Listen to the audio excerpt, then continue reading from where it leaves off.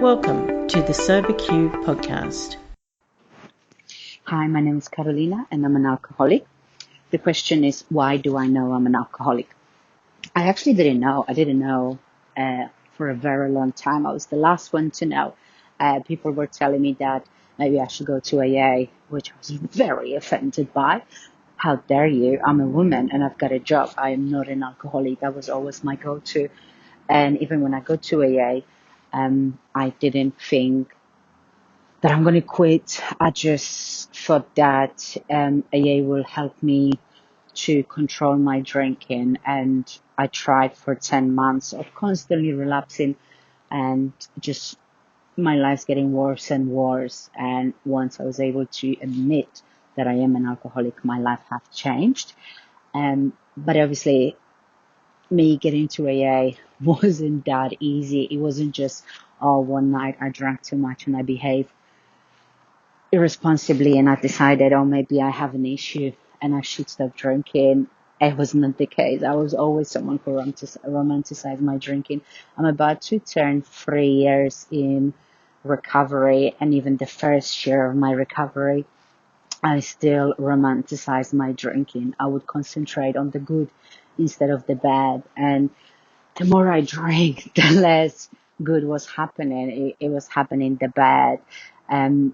I would surround myself around people who drank either the same as me or they drank more than me. So in case if they were drinking and in case my drinking was getting out of control in the public places, I would make sure to point the fingers at the people who were more drunk or were louder or were more obnoxious, just so I was looking good. And I also discovered drinking by myself where no one would judge me and I could just drink however much I wanted.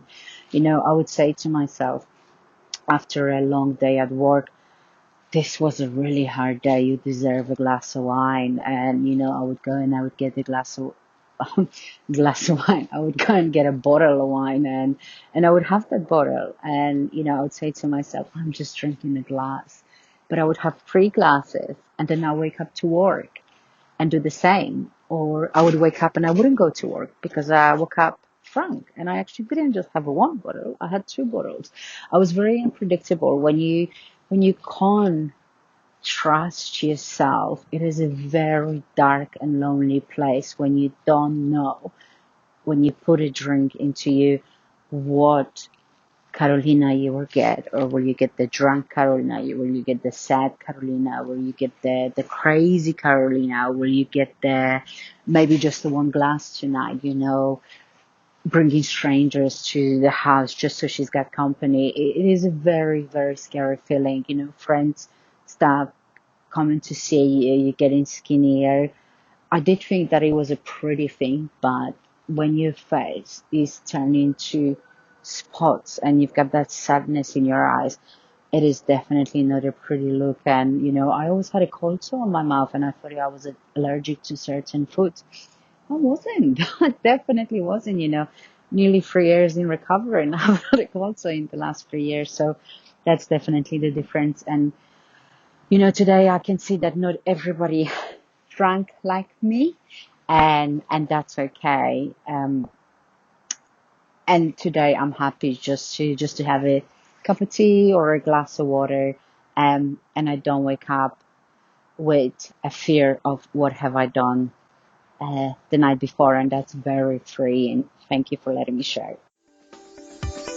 If you would like to share your experience on a recovery question, visit the SoberQ podcast website at soberq.com. Thanks for listening.